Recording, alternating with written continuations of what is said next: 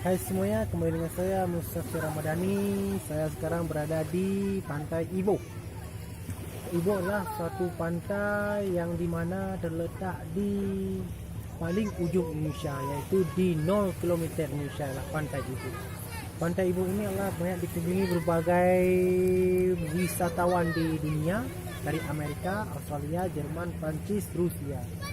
Dan wisata Ibo ini sudah banyak orang pengunjung setiap harinya. Jadi apabila kawan-kawan mau ke Indonesia, terutama mau ke Aceh, jangan lupa datangi Pulau Sabang atau Pulau Ibo yang sangat indah. Bisa kita snorkeling, berenang, diving, semuanya bisa.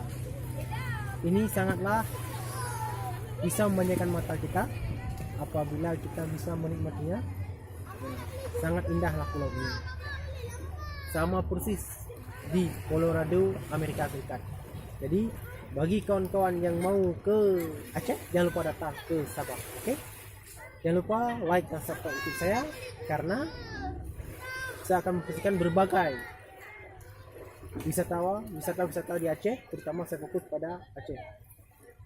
Sekian saya. Assalamualaikum warahmatullahi wabarakatuh.